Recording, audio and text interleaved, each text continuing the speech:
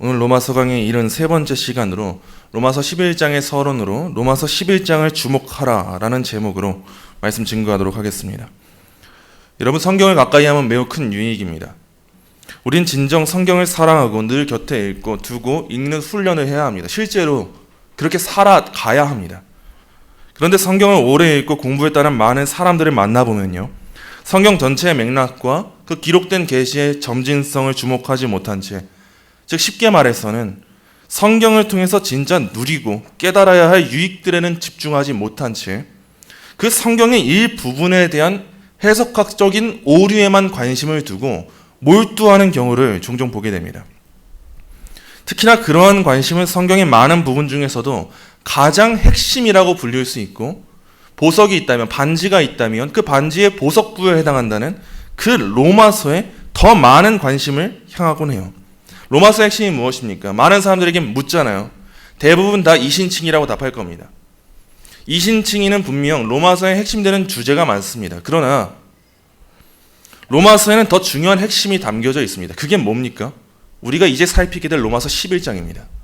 단순하게 로마서의 핵심 주제는 이신칭입니다. 구원입니다.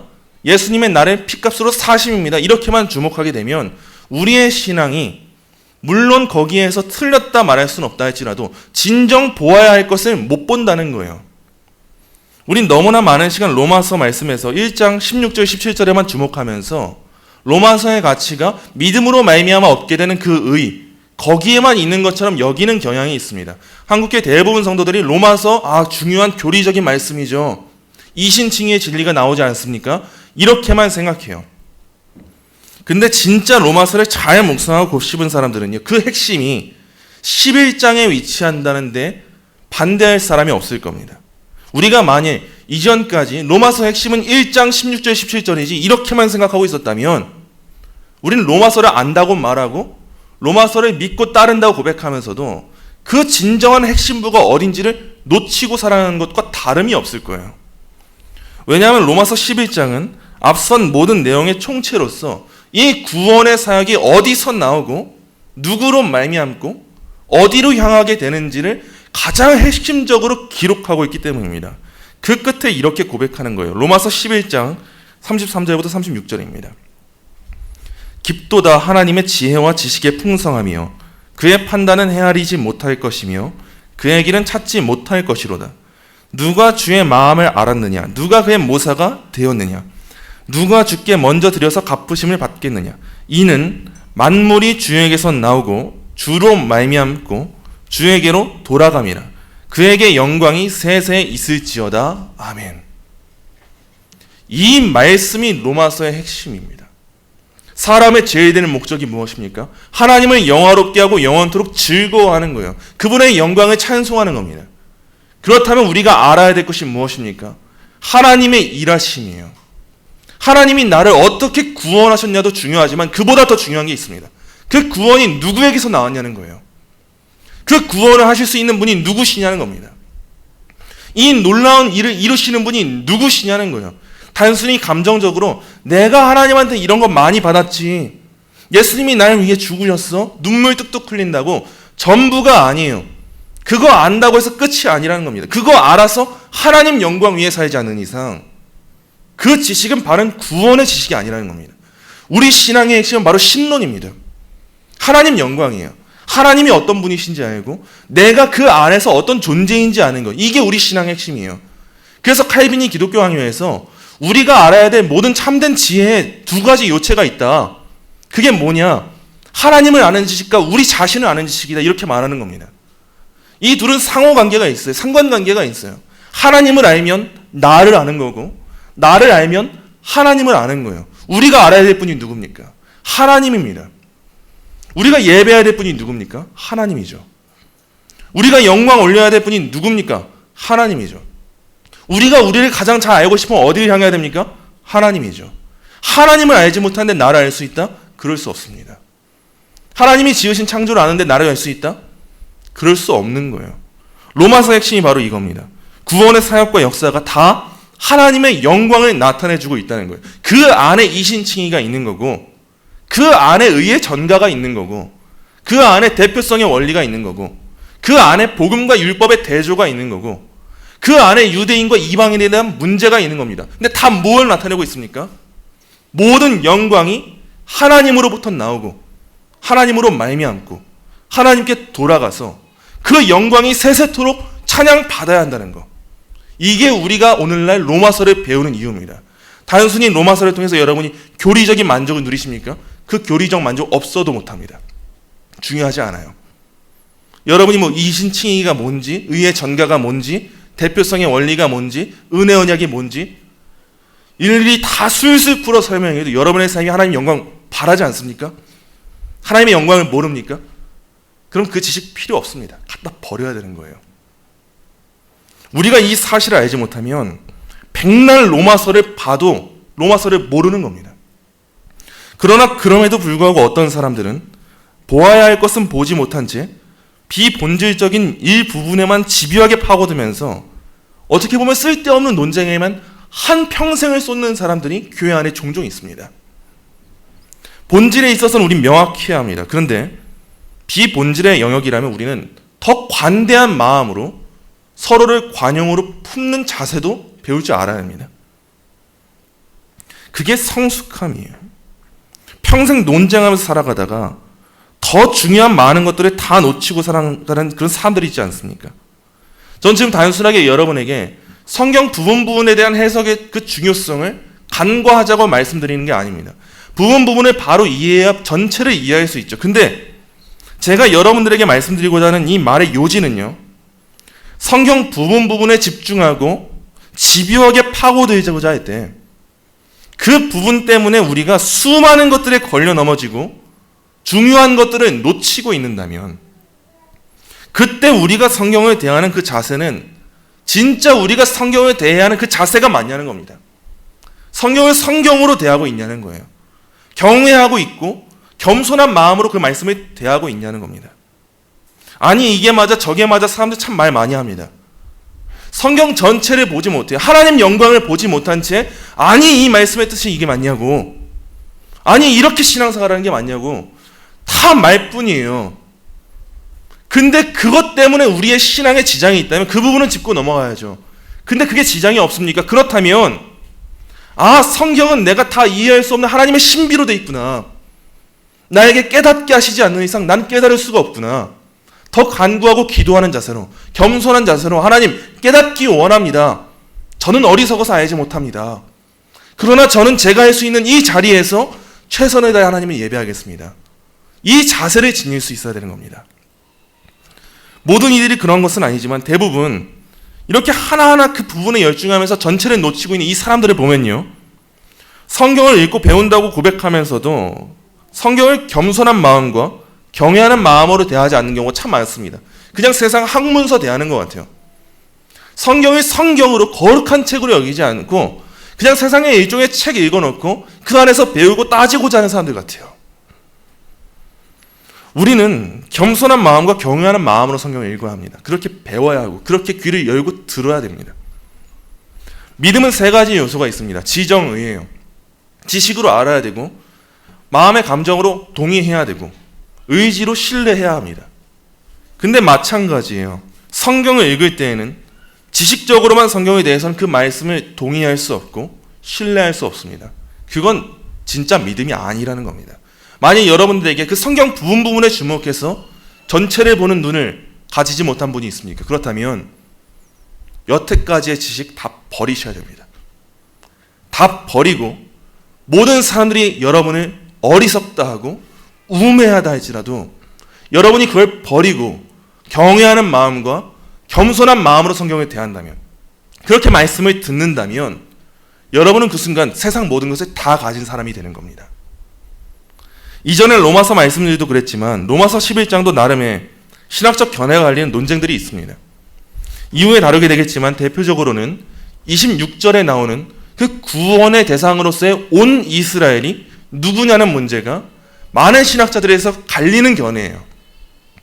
어떤 사람들은 실제 온 이스라엘 민족이라고, 실제적인 유대인이라고 주장하기도 하고, 또 어떤 사람들은 영적인 이스라엘인데 택함받은 유대인과 이방인 모두를 포함하는 그 전체다, 이렇게 보는 견해도 있고, 또 어떤 사람들은 택함 받은 유대인만을 가리킨다. 그게 온 이스라엘의 뜻이다. 이렇게 갈리기도 합니다. 저명한 주석가들도 다 의견이 갈립니다. 칼빈도 갈리고 바빙크도 갈리고 유명한 주석가들도 다 갈려요. 근데 그 중에서도 우리가 취할 수 있는 해석이 있고 우리가 취할 수 없는 해석이 있겠죠. 또 우리를 반박하는 이들도 있겠죠. 근데 꼭 기억하시기 바랍니다. 제가 본래 오늘은 로마서 11장 1절부터 6절의 말씀을 바로 들어가려고 했어요. 바로 하려고 했는데 말씀을 준비하다 보니까 바로 하면 안 되는 게 있는 거예요. 꼭 기억하셔야 됩니다. 11장에도 많은 논쟁점들이 있어요. 근데 만일 우리가 대하는 그 본문의 논쟁점이 있습니까? 말씀을 바르게 이해하고자 하는 그 자세는 바람직하다 할지라도 우리의 분수를 넘어서서 심각하게 본문을 파헤치고 논쟁점으로 삼고자 한다면 우리는 그 말씀을 말씀답게 대하지 않고 있다는 그 사실을 오늘 꼭 기억하셔야 합니다. 그 자세로 앞으로의 11장의 말씀을 여러분들이 대하셔야 되는 거예요. 그러한 우리의 자세는 만약에 말씀을 말씀답게 안 여기면서 11장을 대한다. 그 논쟁이 뭔지만 파고들고자 한다.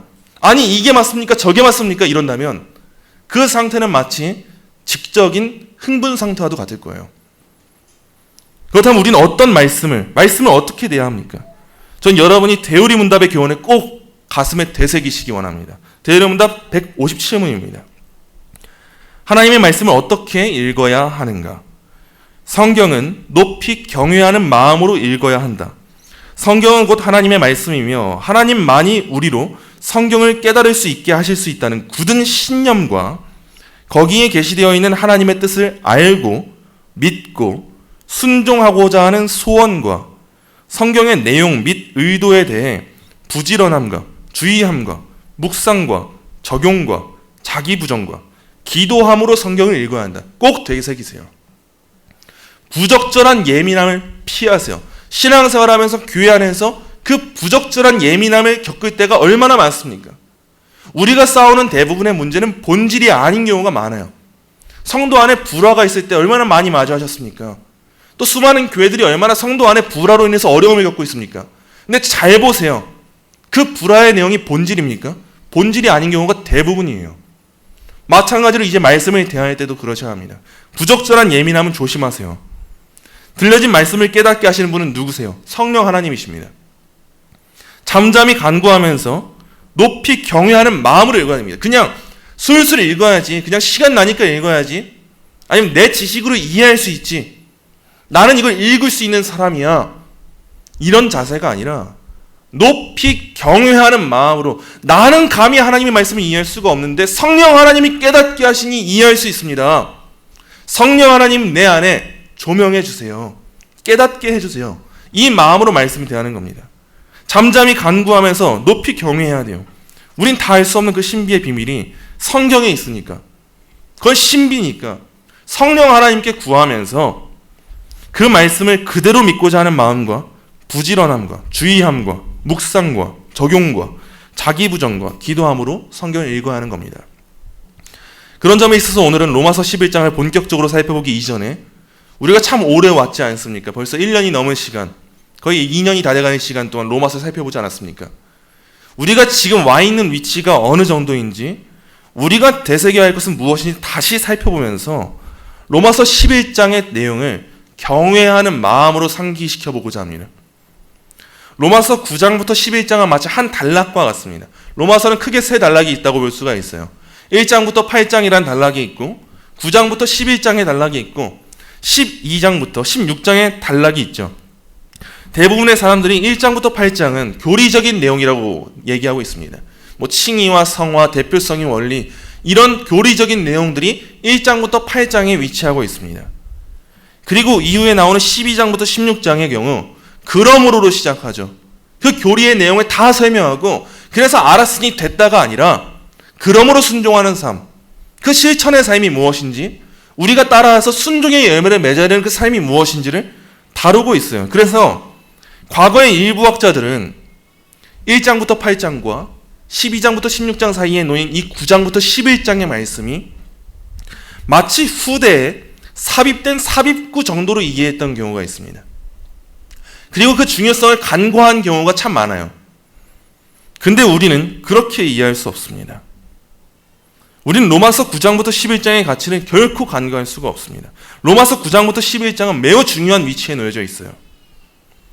우리가 로마서 9장부터 맞닥뜨린 내용은 유대인들의 복음 거부와 그로 말미암은 이방인들의 참여였죠. 하나님의 백성인, 하나님의 선택받은 백성인 유대인이 복음을 거부하니까 하나님이 그 길을 누구에게 열어주셨습니까? 이방인에게 열어주셨죠. 유대인들은 복음을 거부하는데 이방인은 믿음으로 말미암아 교회 공동체에 참여하게 된 겁니다. 사도가 앞선 로마서 8장에서 서술한 내용, 그 내용은 무엇이었습니까? 이 유대인과 이방인 문제 다루기 이전에 로마서 8장에서 사도가 다룬 내용이 뭡니까? 그리스도 예수 안에 있는 자에게 정죄함이 없기 때문에 하나님을 사랑하는 자, 곧 그의 뜻대로 부르심을 입은 자들에게는 모든 것이 합력하여 선을 이루기 때문에 하나님이 우리를 위하시면 우리를 대적할 자가 없다는 것. 이게 로마서 8장의 내용이었습니다. 그래서 환난이나 곤고나 박해나 기근이나 적신이나 위험이나 칼이나 그 무엇이라 할지라도 성도를 그리스도의 사랑에서 끊을 자가 없다는 것. 이게 로마서 8장의 내용이었어요. 그리고 우리는 모든 일에 우리를 사랑하시는 이로 말미암아 넉넉히 이기게 된다는 그 구원의 안전성이 앞선 로마서 8장에서 마치 결론과 같이 맺어졌습니다. 하나님의 약속의 신실성을 앞선 로마서 8장에서 다룬 거예요. 이러한 상황 가운데 유대인들이 묻는 거예요. 하나님의 약속은 폐하여진 것 아닙니까? 유대인들이 묻는 이유가 뭡니까? 하나님의 약속이 신실하다고 앞선 8장에서 서술했는데 9장쯤 오니까 유대인들이 묻는 겁니다. 하나님의 약속 폐해지지 않았습니까? 왜 그렇습니까? 그들 자신은 자신들이 구원 받은 줄 알고 있었죠. 하나님이 이스라엘을 택하셨고 나는 유대인인데 그렇다면 제가 구원받은 사람 아닙니까? 하고 있었는데 이 사도 바울이라는 사람이 오더니 설교할 때 뭐라고 전합니까? 구원은 그런 신분으로 받는 게 아닙니다. 하나님의 택하심을 따라 믿음을 가진 사람들, 그리스도를 믿는 사람들, 그 그리스도 때문에 구원받은 사람들이 진짜 그리스도인입니다. 이렇게 말하니까 그들이 이제 의문이 생기는 겁니다. 아니, 하나님이 우리를 구원하셨다고 하시지 않았습니까? 그럼 당신이 가르치는 그 가르침을 들어봤을 때 하나님은 약속을 폐하신 분 아닙니까? 이렇게 묻는 거죠. 그들이 보고 있는 환경이 뭡니까? 지금 유대인들의 눈에 보이는 게 뭐예요? 하나님의 택하신 민족인 자기들은 구원 은혜를 못 누리는데 오히려 믿지 않은 저 이방인들이 교회 안에 들어오고 있는 거예요. 그들이 구원받고 있는 문제인 거예요. 그래서 사도는 로마서 9장부터 11장의 내용을 통해서 하나님의 구원이 뭔지, 약속을 신실하게 이루시는 그 하나님의 신실하심이 뭔지, 그 하나님의 영광에 대해서 다루고 있는 거예요.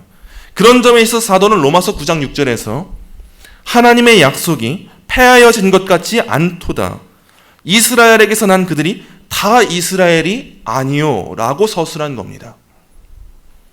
그렇다면 로마서 9장부터 11장의 목적이 무엇이겠습니까? 이 상황을 이해하고 이 맥락을 봐야 되는 거예요.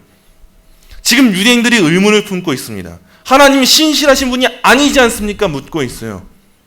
그리고 그 뒤에 나오는 로마서 9장부터 11장의 내용, 그 내용의 핵심이 뭐겠습니까? 하나님의 신실하심이에요. 하나님의 약속이 폐해지지 않는다는 거예요. 하나님은 변치 않는다는 겁니다. 하나님의 하나님 되심을 밝히고 그러므로 그분이 풍성하시고 영광받아 마땅하신 분이시다. 이 사실을 로마서 9장부터 11장에서 밝히고 있는 겁니다.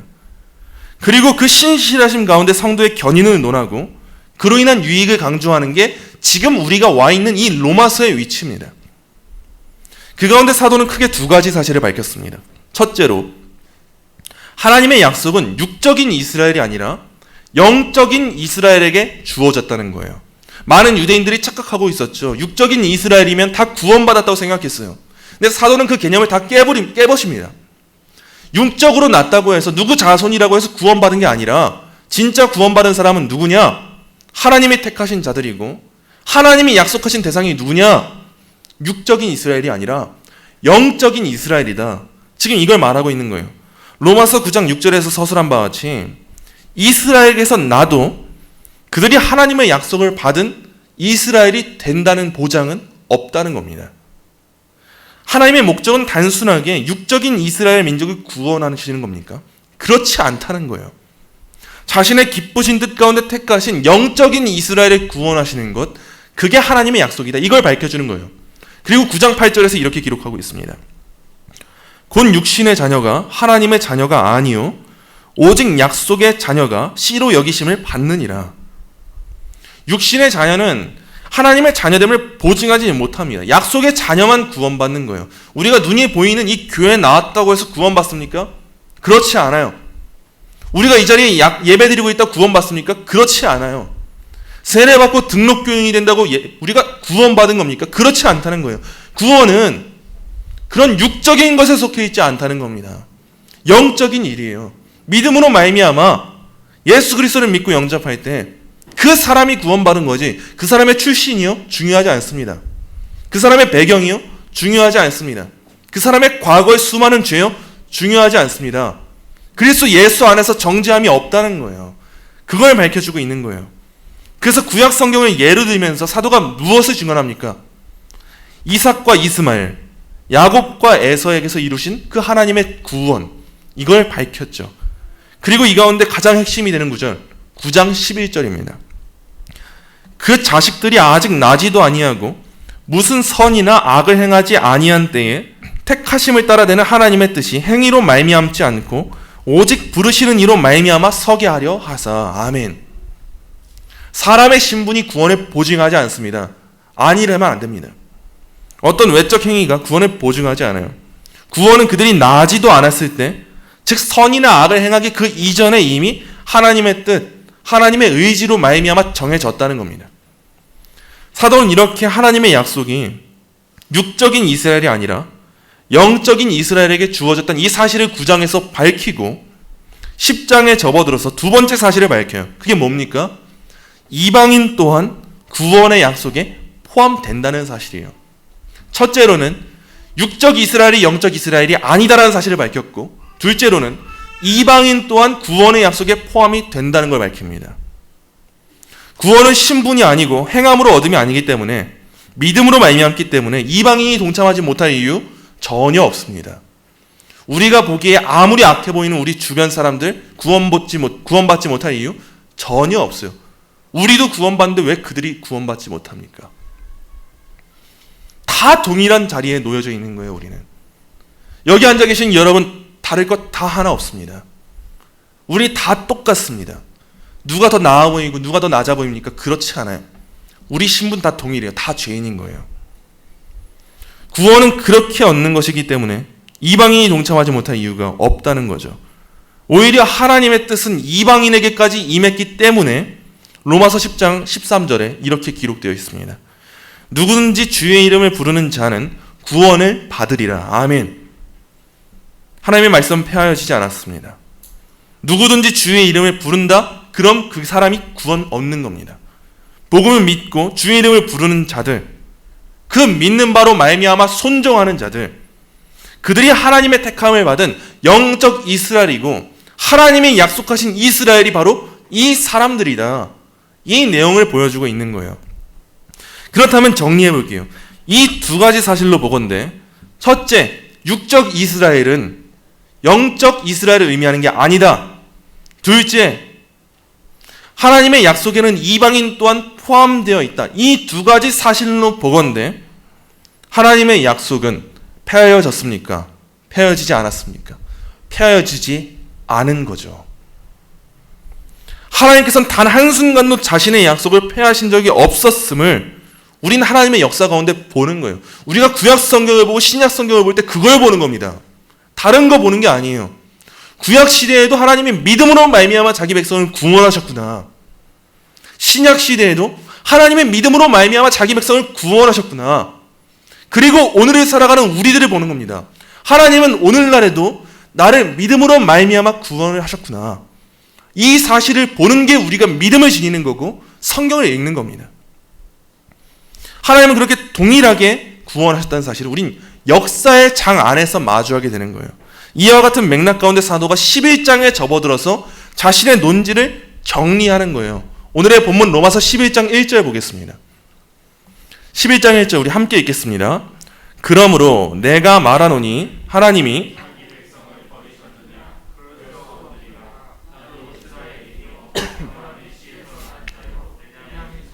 아멘. 9장과 10장을 그렇게 사도가 풀어 설명했는데도 여전히 그 유대인들은 그렇다면 유대인들은 하나님께 버림받은 민족입니까? 우리는 정령 실패했고 구원받을 수 없단 말입니까? 이렇게 되물을지도 모릅니다. 그러나 사도는 오늘의 본문에서 이렇게 명확하게 서술합니다.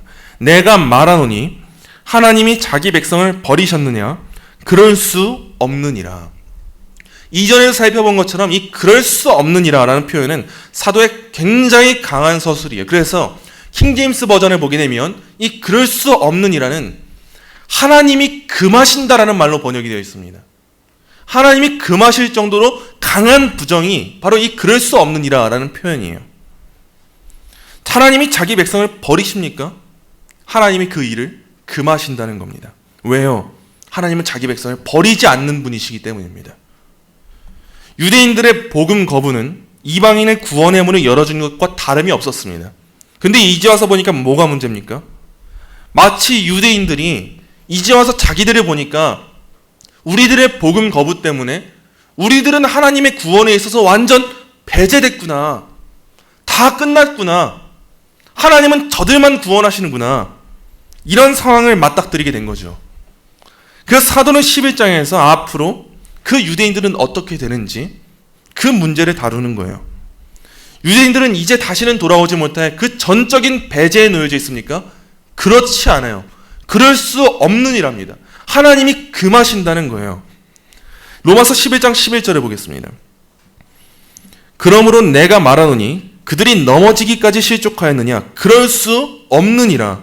그들이 넘어짐으로 구원이 이방인에게 이르러 이스라엘로 시기나게 함이니라. 그들이 넘어지기까지 실족했냐는 거예요. 다 끝났냐는 겁니다. 근데 뭐라고 말합니까? 그럴 수 없느니라. 하나님이 금하신다.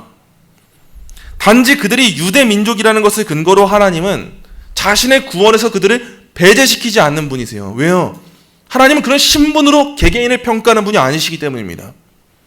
구원은 유대 민족이라고 해서 받지 못하는 그런 일이 아니기 때문이에요. 사도는 그 놀라운 구원과 역사를 보여주는 거예요.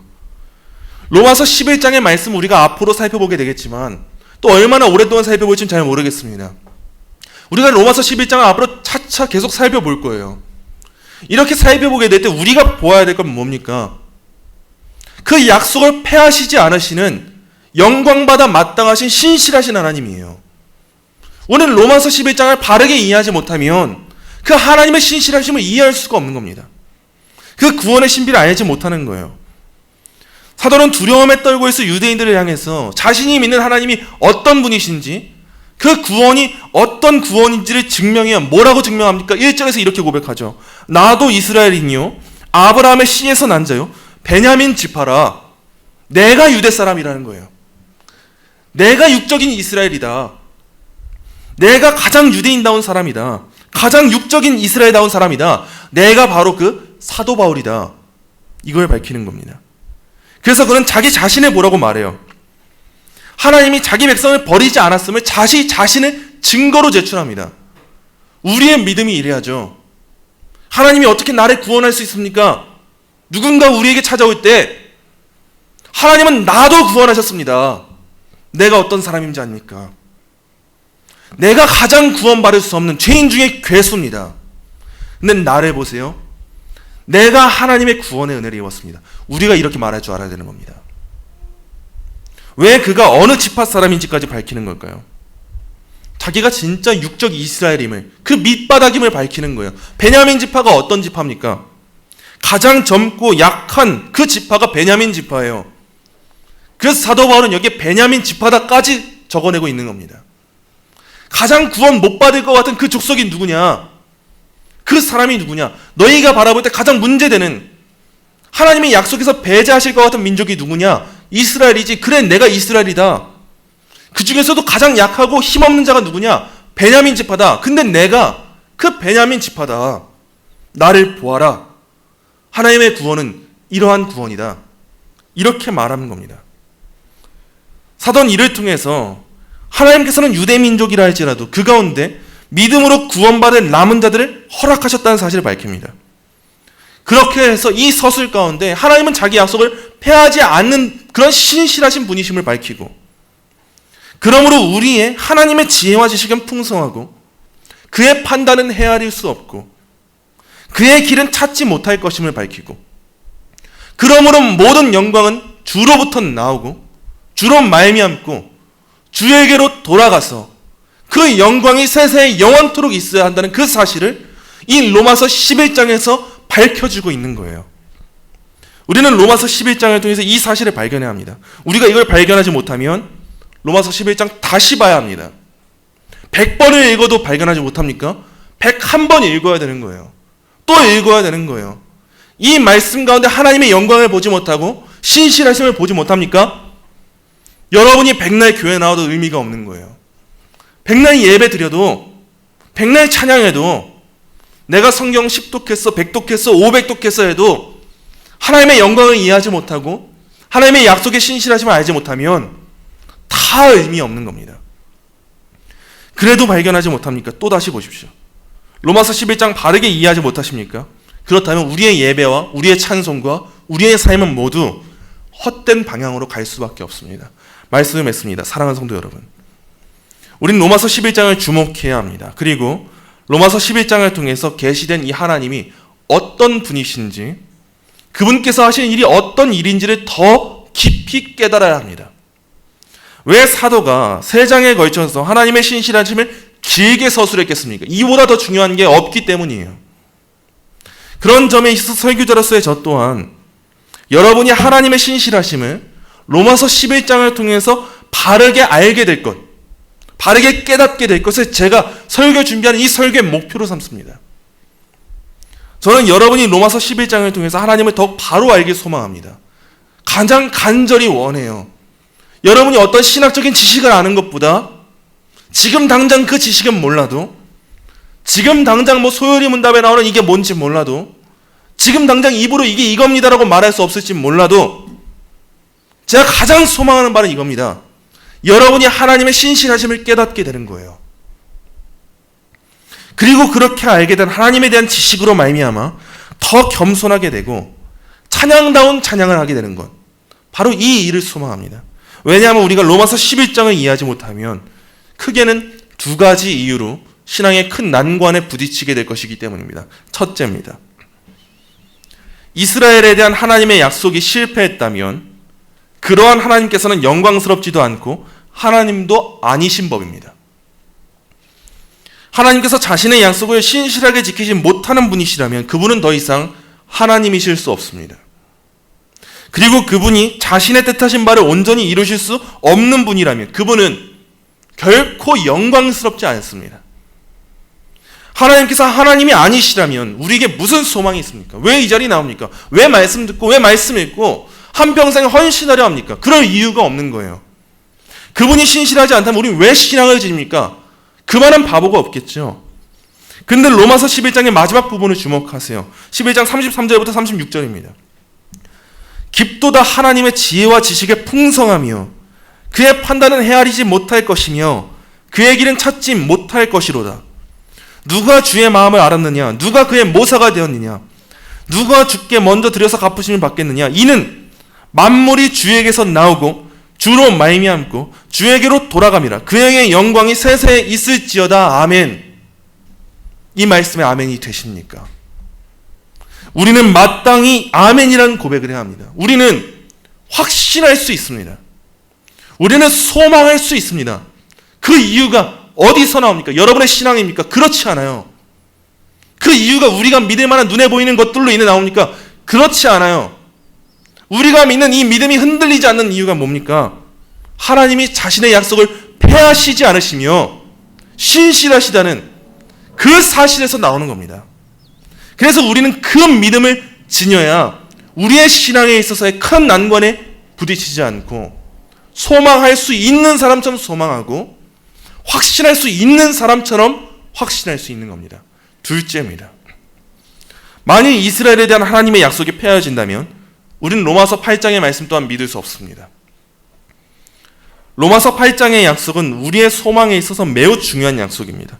성도의 확신과 성도의 소망에 있어서 지대한 영향을 끼치는 말씀이에요. 누가 우리를 그리스도에게서 끊을 수 있습니까? 그 무엇도 없죠. 왜 그래요? 구원이 하나님의 뜻에 근거한 일이요.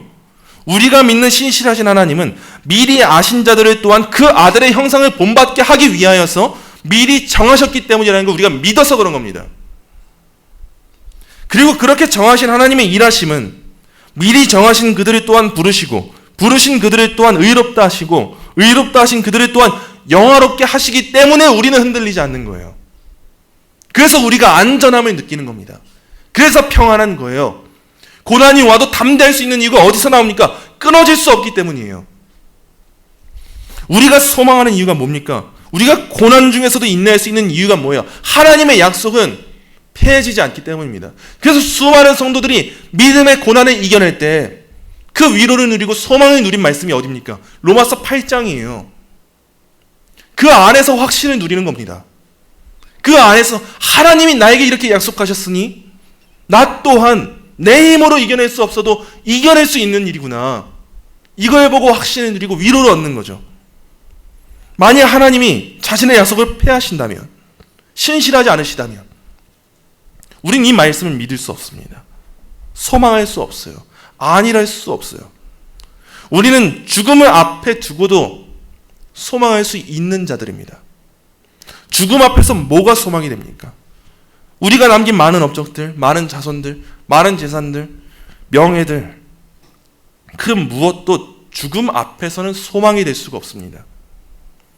저명한 개혁주의 신학자 헤르만 바빙크라는 사람이 있습니다. 세계 3대 칼빈주의자라고 불려요. 그가 인생 말년에 병상에 누운 채로 죽음이 두렵지 않느냐는 질문에 이렇게 답합니다. 내가 쓴 교의학이나 내가 쌓은 지식도 죽음 앞에서는 아무런 소용이 없지만 내게 있는 믿음 속에서 나는 모든 것을 가졌습니다. 헤르만 바빙크라는 사람이 기독교 역사에서 얼마나 대단한 업적을 남긴 사람인지 감히 평가할 수가 없습니다. 그는 자기가 쓴 교의학이나 자기 지식도 다 소용없다 말하죠. 오늘날에 아무리 대단한 신학 교수나 지성인을 데려다 와도 범접할 수 없을 정도로 이 사람이 얼마나 대단한 일을 했는지, 그 모든 지식의 체계가 헤르만 바빙크가 쓴 교의학을 이길 수가 없습니다. 가장 뛰어난 책이에요. 개혁신학은 칼빈 이후에 바빙크에 의해서 정점을 찍었다고 해도 과언이 아닌데 그 사람이 지금 뭐라고 말합니까? 죽음 앞에서 그 모든 것 다 소용없는데 자기가 가진 믿음 안에서는 모든 걸 다 가졌다는 거예요. 두렵지 않다는 겁니다. 그 어떤 업적을 남겨도 두려울 수밖에 없어요. 이겨낼 수가 없습니다. 어떤 지식을 가져도 이겨낼 수가 없어요. 근데 무엇 안에서 두려움이 없습니까? 믿음이에요. 이 약속이 어떤 믿음입니까? 다른 믿음 아닙니다. 하나님의 약속에 대한 믿음이에요. 그 믿음이 있으니까 죽음 앞에서도 충분한 위로와 소망을 누릴 수가 있는 겁니다. 대략 2년 9개월 전의 일입니다. 평소 무뚝뚝한 성격이고 집에 잠만 자러 들어가는 아들인 사람이 있는데 그 사람이 접니다. 정말 집에 잠만 자러 갑니다. 저는 모처럼 부모님을 기쁘시게 할 기쁜 소식을 품고 집으로 향했어요. 평소보다 퇴근도 일찍 하고 몸은 무겁지만 가벼운 발걸음으로 향했습니다. 그 기쁜 소식의 내용이 뭐냐? 신학대학원 합격 소식이었습니다. 어릴 적부터 저희 부모님은 그 기쁨이 별다른 기쁨이 아니었습니다. 제가 어디서 큰 명성 얻고 많은 물질 얻고 편안하게 살고 다 필요 없어요. 제가 그런 소리 하면 그런 소리 하지 말라고 입 닫으라고 하셨습니다. 그런 소식에는 기뻐하시기보다 염려가 앞서셨어요. 그래서 믿음이 없으면 무슨 소용이 있냐? 그래서 하나님 섬기지 않으면 무슨 소용이 있냐? 다 필요 없다. 그런 건 내 기쁨이 아니다. 단 하나면 충분했습니다. 하나님 영광 위하는 거였어요. 물론 인간적인 마음으로는 두려움이 있으셨고 근심이 있으셨습니다. 사역자의 길을 걷는 아들을 보면서 부모로서의 염려와 근심이 있으시지만 그럼에도 불구하고 이보다 자랑스러운 일이 없으셨어요. 저는 그 부모님께서 가장 기뻐하실 소식인 이 신학대학원 합격 소식을 가지고 집을 들어섰는데 아버지는 아직 퇴근하지 않으셨고 어머니는 바닥에 주저앉아서 전화기를 손에 든 채 오열하고 계셨습니다. 어릴 적부터 밤낮으로 기도하는 그 어머니를 따라서 제가 지금 같은 철야도 아니죠. 어릴 적에도 초등학교 때부터, 전 초등학교 2학년 때부터죠. 밤 11시부터 새벽 2시까지 매주 기도했어요. 그렇게 어머니 따라다니면서 기도하는 습관이 되어 있어서 저는 어머니가 우시는 모습 놀라지 않아요. 울면은 또 우는구나. 또 저기 눈에서 또 눈물이 나올 수 있구나. 참 신기하다. 하나님 대단하시다. 저 눈에서도 눈물이 나올 수 있구나. 이렇게 생각했죠. 근데 그날은 좀 다른 거예요. 바닥에 엎어지셔가지고 전화기를 손에 든 채 오일하고 계시는데 그 눈물과 통곡이 평소와 달랐어요. 그때 어머니가 전화기를 통해서 소식을 들으신 내용이 뭐냐? 저희 외할머니의 갑작스런 폐암 4기 소식입니다. 그 어떤 전초 증상도 없었어요. 뭐 1기, 2기, 3기면 그나마 이해하죠. 갑자기 4기 소식을 들은 거예요. 세상이 무너지는 듯한 순간을 마주하신 거죠. 저는 그날 신학대학원 합격 소식을 어머니께 전해드리진 못했습니다. 다만 제가 할 수 있는 최선을 다했죠. 책 몇 권을 어머니께 쥐어드리면서 아무리 힘들어도 지금 꼭 읽어봐야 할 내용이니 미루지 말고 꼭 읽어보시라고 말씀을 드렸어요. 그때 그 책은 뭐냐? 청교도 신학자 토마스 보스턴의 고통 속에 감추인 은혜의 경륜이라는 책과 R.C. 스프로울의 고난과 죽음을 말하다, 그리고 청교도 존 플라벨의 슬픔이라는 책이었습니다. 이 책들은 모두 공통점이 있다면 과도한 슬픔을 금하는 책들이었어요. 과도한 슬픔은 죄다. 하나님의 섭리가 있음을 믿어라. 그 안에서 위로와 소망을 누려라. 하나님 안에서의 적당한 슬픔을 가지되 과도한 슬픔을 금해라. 이런 내용이었습니다. 그리고 시간이 얼마 지난 훗날 어머니께서 제게 말씀하셨습니다. 그 순간만큼이나 야속하고 내 아들이 맞나 싶었던 적이 없었다. 그러나 저희 어머니께서 이어서 또 말씀하셨습니다. 그 순간에는 그렇게 야속했는데 시간이 지나고 보니 그 책들만큼이나 위로가 된 책이 없었고 왜 그 책을 손에 쥐어주었고 왜 꼭 읽으라고 강조했었는지 이제야 알게 됐다. 그래, 하나님의 섭리가 있음을 믿는데 나는 왜 이리 믿음이 연약했을까? 우리 하나님은 정말 신실하시니 이제 나는 두렵지 않다. 그리고 올해 저희 작은 외삼촌이 갑작스럽게 돌아가셨습니다. 젊은 나이에, 이른 나이에 모두가 예상치 못했어요. 가장 건강하셨고 젊은 나이였습니다. 갑자기 그 이른 나이에 돌아가셨어요. 힘겨워하는 사촌동생에게 저는 동일한 책을 선물하면서 함께 울고 격려하면서 기도하는 시간을 가졌습니다. 아마 저를 잘 아시는 성도님들은 이해하실지 모릅니다. 어떤 문제를 대하거나 권면할 때 아마 저와 각별하면 각별하고 가까우면 가까울수록 그만큼이나 제가 야속하고 이 사람이 사역자가 맞나 싶을 순간이 여러분들에게 있을 겁니다. 만약 없다면 여러분이 저와 가깝지 않은 거예요. 그리고 만약 그 사실이 없다면, 그런 순간이 없다면 여러분과 저 중에 둘 중 하나는 속이고 있는 겁니다. 제가 사역자로서 사역자의 직무에 맞는 그 권면을 하고 상담을 했는데 만약 여러분이 저에게 야속함을 느끼지 않는다면 여러분은 여러분의 죄를 숨기고 있거나 만약 제가 했던 그 모든 말들이 여러분에게 야속하지 않는다면 제가 여러분을 속이고 담대하지 않은 채 거짓된 복음을 여러분에게 전했을지도 모릅니다. 근데 아마 만약 어떤 문제나 권면할 때 이제 앞으로 겪으실 겁니다. 이 사람이 왜 이렇게 야속하지? 왜 맞는 말에도 저렇게 밉게 하지? 저 사람이 사역자가 맞나? 생각이 들 거예요. 그리고 아직 잘 모르셔도 우리가 함께 한다면 결국 그 순간에 꼭 마주하실 겁니다. 제가 본래 말이 많지는 않지만 짧게 내뱉는 한마디가 여러분의 가슴을 후벼파고 가슴 아픈 일을 만들 수 있습니다. 저는 그 상황에 여러분이 제게 듣고 싶은 말이 무엇인지 아예 모르지 않습니다. 그렇다고 뭐 전부 다 알지도 않겠죠. 그러나 대개 여러분이 듣고 싶어하는 말이 무엇인지 거의 다 아는 바입니다. 그리고 때론 인간적인 마음으로 여러분이 듣고자 하는 말을 해주고 싶기도 한 것, 그게 제 마음입니다. 그러나 어떡하겠습니까? 그런 말을 하고자 할 때 제 마음 가운데 마치 불이 붙는 것 같습니다. 제 사명감이 그때만큼이나 부끄러워질 때가 없습니다. 견딜 수 없습니다. 제가 여러분들에게 여러분이 무엇을 물어보고 어떤 상담을 한다 해도 드릴 수 있는 답변은 하나밖에 없습니다. 하나님의 신실하심입니다. 하나님의 능력과 그분의 영광 외에는 없습니다. 그게 제 최선이에요. 왜요?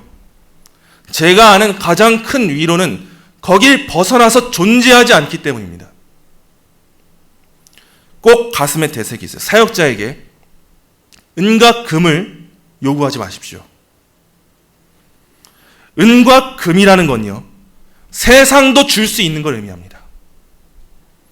그러나 사역자를 통해서 여러분이 공급받으셔야 할 내용은 베드로가 성전 미문 앞에 앉아있는 그 앉은뱅이에게 말한 것처럼 내게 있는 이것을 내게 주노니라고 했던 것처럼 그 내게 있는 이것, 특별히 하나님이 사역자에게 맡기신 그 말씀의 권위, 그것이 여러분에게 가장 복된 소식입니다. 은과 금을 원하시는 분 계십니까? 세상으로 가십시오. 은과 금은 줄 수 있어도 저는 줄 수 없습니다. 하나님은 제게 여러분에게 은과 금을 주라고 이 자리에 세워주셨다고 믿지 않습니다. 저는 그 두려움을 겪을 수가 없습니다. 하나님께서는 사역자에게 내게 있는 이것, 그 복음을 맡기셨습니다. 그 시간엔 그 겉면이 가장 듣기 싫고 피하고 싶으실 거예요. 그러나 시간이 지나서 깨닫게 되실 겁니다. 여러분이 진정 은혜 안에 거하고 하나님의 자녀라면 그 당장에는 이게 나에게 무슨 도움이 되나, 이 말씀이 지금 나의 삶에 무슨 어려움을 해결할 수 있는 근거가 되나, 나는 지금 은과 금이 필요한데 왜 은과 금을 가지고 있으면서도 주시지 않으십니까? 이렇게 물을지 모르나 시간이 지나고 그렇게 야속했던 그 시간이 얼마나 위로가 되고 소망이 되고 확신이 되는지 여러분이 믿음 안에 거하신다면 깨닫게 될 겁니다. 그 미문 앞에 있던 앉은뱅이가 무엇을 얻었습니까? 은과 금을 요구할 수밖에 없었던 그 사람에게 베드로가 은과 금이 내게 없거니와 내가 가진 이것을 내게 주노니 라고 말할 때 그가 그 자리에서 영적인 앉은뱅이의 삶에서 벗어나서 기뻐 뛰며 찬양하게 되지 않았습니까? 이게 은혜예요. 은과 금을 가지게 된 게 은혜가 아닙니다. 기뻐 뛰며 찬양하게 된 것, 그게 은혜입니다. 그리고 그 찬양하는 삶을 통해 주변에 있던 사람들이 어떻게 됩니까? 함께 찬양하게 되는 거예요. 이게 은혜입니다. 하나님의 신실하신 만큼이나 위로가 되고 소망이 되는 것이 무엇입니까? 아무것도 없습니다. 그 유명한 찬송의 가사처럼 이 땅에 오직 주밖에 없습니다. 그 무엇도 우리 채울 수 없습니다. 주님의 평안 우리에게 있습니다. 그 무엇도 우리를 채울 수 없습니다. 세상은 변해갑니다. 은과 금은 변해가는 거예요. 그러나 소망은 변하지 않는 겁니다. 소망이 힘을 잃는 것처럼 보인다 할지라도 그 소망은 변하지 않고 그 자리에 머무는 겁니다. 우리를 붙드시는 변치 않으시는 주님의 손길이 있죠. 하나님 그런 분이십니다.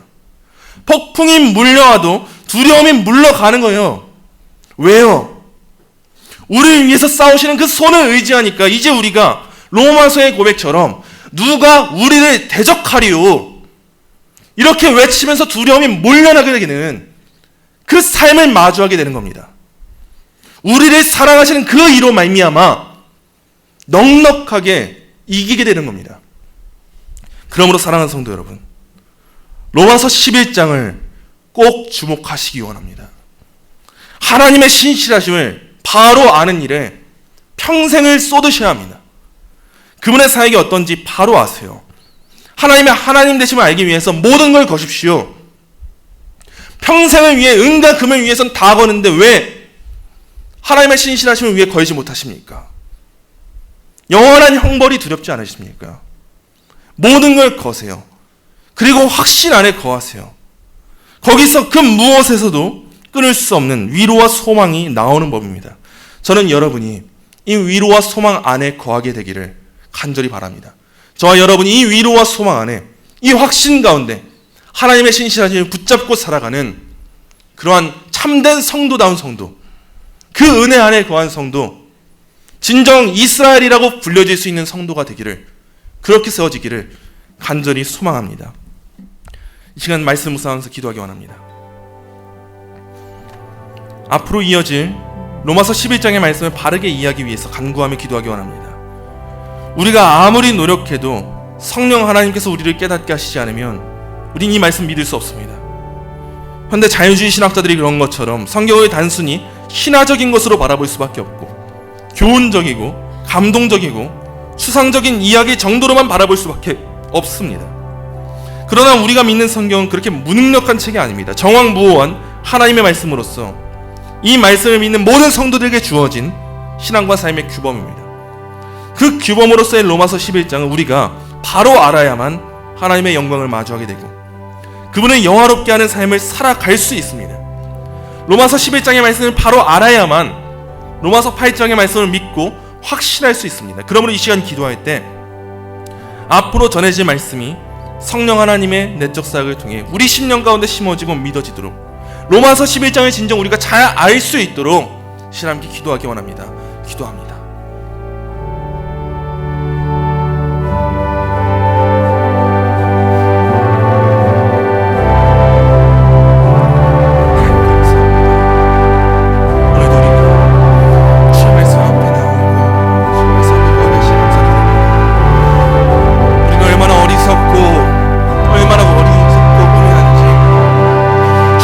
안다 고백하면서도 주의 말씀을 묵상한다 고백하면서도 그 안에 담겨진 하나님의 신실하심을 보지 못했고 그 안에서의 풍성한 위로와 은혜를 누리지 못한 채 신앙생활할 때가 너무나도 많습니다. 그러나 주님 이 시간 우리가 기도할 때에 우리 마음 가운데 그 갈망이 있게 하여 주옵소서. 우리 마음 가운데 철저한 회개가 있게 하시고 무릎 꿇음이 있게 하시고 그 우리 마음 가운데 하나님의 신실하심을 바로 보기 원하는 그 하나님의 약속을 패하지 않으심을 깊이 알기 원하는 그 갈망을 허락하여 주옵소서. 우리가 세상을 향하여서 위로와 소망을 얻으려 할 때가 너무나도 많습니다. 우리가 세상을 향하여서 은과 금을 바랄 때가 너무나도 많습니다. 또 우리는 교회에 나와서도 이 시간에도 이 자리에서도 그 말씀 가운데 은과 금을 요구하고 있을 때가 얼마나 많은지 모릅니다. 주님, 그러나 이 시간 우리가 회개하기 원하오니 주님 앞에 철저하게 뉘우치기 원하오니 우리가 이전의 삶 가운데 은과 금을 바라고 주님 앞에 나오는 시간이 있었다면 그 삶으로부터 돌이키게 하시고 이제는 하나님이 우리에게 맡겨주신 그 말씀으로부터 누릴 수 있는 참된 위로와 소망을 붙잡고 살아갈 수 있는 그 믿음을 우리에게 허락하여 주옵소서.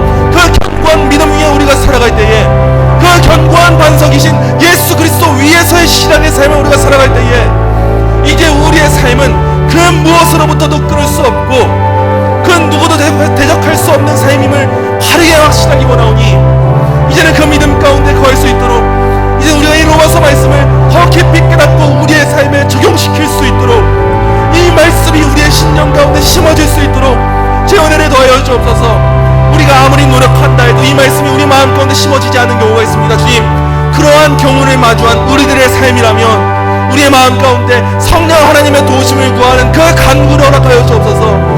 그 간구함 가운데 성령 하나님 깨닫게 하여 주옵소서라는 이 간구함 가운데 우리가 이 말씀을 대하고 이 말씀 앞에 더욱 간구하고 경외하는 마음으로 서게 될 때 주님, 우리의 마음을 열어주사 이 말씀을 깨닫게 하시고 믿어지게 하시고 이 말씀이 우리의 삶을 바꾸어 모든 영광이 주로부터 나오고 주로 말미암고 주에게로 돌아간다는 이 사실을 우리의 삶에 적용시키고 우리의 삶 가운데 이루어낼 수 있는 우리 모두가 될 수 있도록 주님 인도하여 주옵소서.